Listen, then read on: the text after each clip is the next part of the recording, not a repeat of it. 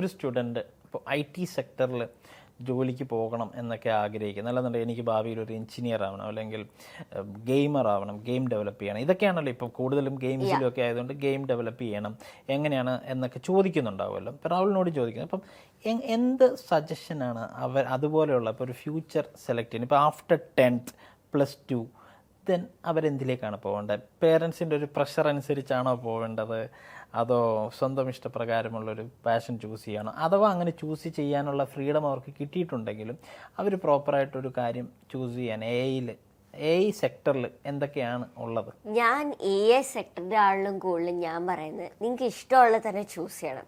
Because ഇഷ്ടമുള്ള കാര്യം ചെയ്താൽ അതൊരു ജോലിയായിട്ട് എടുക്കല്ലേ. ഞാനിപ്പോൾ അതൊക്കെയാണ് എനിക്ക് ഇൻട്രസ്റ്റ് ഉണ്ടായിട്ട് ഓരോ ദിവസം ഞാൻ പോയി ചെയ്യുന്നത്.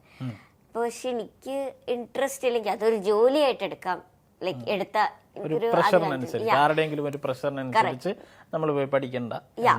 ഞാൻ സജസ്റ്റ് ചെയ്യുന്നത് യെസ്, പേരൻസ് പറയുന്നത് അത് അവരുടെ ഒപ്പീനിയൻ എന്തായാലും കേൾക്കണം. പറയുന്ന ഒരു കാര്യം കാരണം എടാ ഇത് എടുക്കുന്നതായിരിക്കും ബെറ്റർ എന്ന് അവർ പറയുന്നു, യെസ്. പക്ഷെ പ്രഷർ വെച്ച് പോലെ എന്നാ ഫുൾ ലൈഫ് പിന്നെ നമ്മൾ റിഗ്രറ്റ് ചെയ്യും, ഓ ഇതെടുത്തെങ്കിൽ എങ്ങനെ ആയേനെ. അപ്പം സ്വന്തം കാര്യം നോക്കണം. അപ്പൊ ഭാവിയിൽ ഈ ജോലിയുടെ സാധ്യതകളിൽ 2 സെക്ടറിലാണ് എൻ്റെ ഒരു അഭിപ്രായത്തിൽ ഇതിന് ഓപ്ഷൻസ് വരുന്നത്. ഞാൻ ചോദിക്കുകയാണ്, അതായത് ഒന്ന് ഈ AI അല്ലെങ്കിൽ റോബോട്ട്, ഇതിൻ്റെ ഒരു മാനുഫാക്ചേഴ്സ് അല്ലെങ്കിൽ ക്രിയേറ്റേഴ്സ് ഉണ്ടാവുമല്ലോ, ഇൻവെൻറ്റ് ചെയ്യുന്നവർ, ഈ ഒരു റോബോട്ടോ അല്ലെങ്കിൽ ChatGPT, ജെമിനി, അതെങ്ങനെയാണ് ഇൻവെൻറ്റ് ചെയ്യുന്നു എന്നുള്ള ആളുകൾ, അതായത് അതൊരു സെക്ടറിലുള്ളവരും.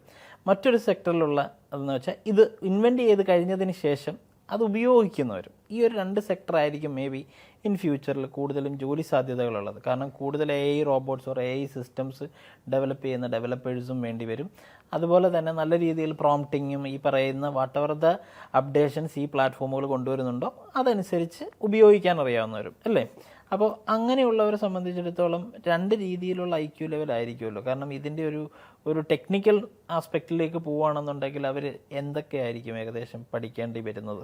ഇപ്പോൾ AI കുറേ ജോബ്സ് എടുക്കാൻ പറ്റുന്നുണ്ട്. അപ്പോൾ നമുക്ക് പ്രെഡിക്റ്റ് ചെയ്യാൻ പറ്റില്ല.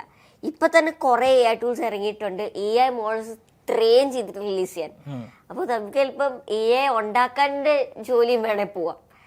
അപ്പം നമുക്കിപ്പോൾ പ്രെഡിക്റ്റ് ചെയ്യാൻ പറ്റില്ല. ഇപ്പൊ നമ്മുടെ കമ്പ്യൂട്ടേഴ്സിന്റെ വന്ന ആ സ്റ്റാർട്ടിങ് സ്റ്റേജിലാണ് കുറേ ജോലി പോയിക്കൊണ്ടിരിക്കുക. എന്താ വരാൻ പോകേണ്ടതെന്ന് ആർക്കും അറിയത്തില്ല. സോ നമ്മൾ ആ ഒരു സ്റ്റേജിലാണ്. സോ എനിക്ക് ഇപ്പോഴും ഐ കാണ്ട് ഓൾസോ സജസ്റ്റ്. ഞാൻ തന്നെ ഇപ്പൊ മിക്കവാറും ലൈക്ക് കോമേഴ്സ് ആയിരിക്കും എടുക്കാൻ പോകുന്നത്.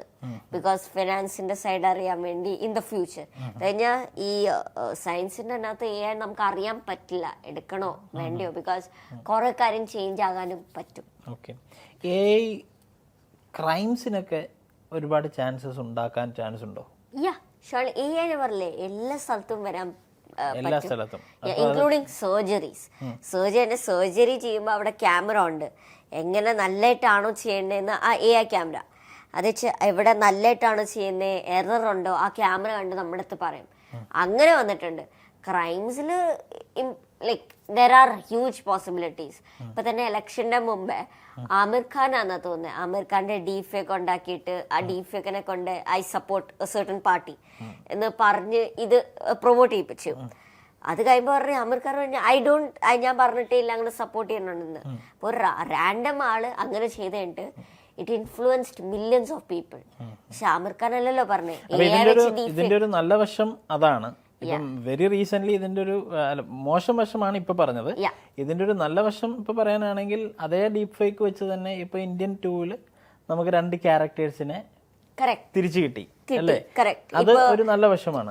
ലൈക്ക് ഇപ്പൊ കാഡ്ബറിയുടെ കുറച്ചാൾ മുമ്പ് ആഡ് ഉണ്ടായിരുന്നു. ഓരോ ആൾക്കാരെ ഷാറുഖ് ഖാന്റെ ഡീഫേക്ക് ഉണ്ടാക്കി എന്നിട്ട് ഒരാൾക്ക് ചുമ്മാ പോയിട്ട് ആളുടെ കടയുടെ പേരും ആളുടെ പിൻകോഡും കൂടെ ഇട്ട എന്താ ആ കട എന്ന് വെച്ച് പറഞ്ഞ ഷാറുഖ് ഖാൻ അവരെ പ്രൊമോട്ട് ചെയ്യും. ഇന്ത്യസ് ബിഗ്ഗസ്റ്റ് അംബാസിഡർ ഫ്രീ ആയിട്ട് ഒരു സാധാരണ ദുക്കാൻ വാലാനെ പ്രൊമോട്ട് ചെയ്യാൻ പറ്റും.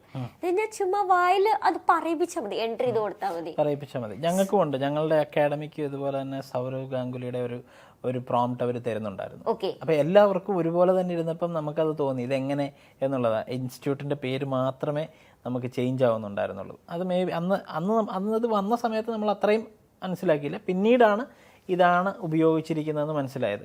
അപ്പം ഞാനൊരു ചോദ്യം കൂടെ ചോദിച്ചോട്ടെ. ഉപയോഗിച്ച് പല കാര്യങ്ങളിലേക്ക് ഇങ്ങനെ മുന്നോട്ടേക്ക് പൊക്കോണ്ടിരിക്കുമ്പോഴത്തേക്കും റൗൾ ഫ്യൂച്ചറിൽ ചെയ്യാൻ പോകുന്ന ഒരു കാര്യം എന്തായിരിക്കും? Lot of things. ഇപ്പൊ തന്നെ ഞാനിപ്പോ ഒരു കാര്യത്തിൽ വർക്ക് ചെയ്യുന്നുണ്ട്, ന്യായ സാത്തി എന്ന് പറഞ്ഞ. ബേസിക്കലി അതൊരു ലോയർ ബോട്ടാ. ആ ബോട്ട് ഒരു കോമൺ ആൾക്ക് ലോസ് പ്രകാരം അടുത്ത സ്റ്റെപ്പ് എന്താ ചെയ്യേണ്ടതെന്ന് അറിയത്തില്ല. ഇപ്പൊ എന്താ ഒരു പ്രശ്നം വന്നു കഴിയുമ്പോ ആൾക്കൊരു ലോയർ കാണത്തില്ല. പക്ഷെ പെട്ടെന്ന് എന്താ ചെയ്യേണ്ടതെന്ന് ആൾക്ക് ലോസ് എന്തായാലും എല്ലാ ഇന്ത്യൻ സിറ്റിസണിന് അറിയത്തില്ലല്ലോ.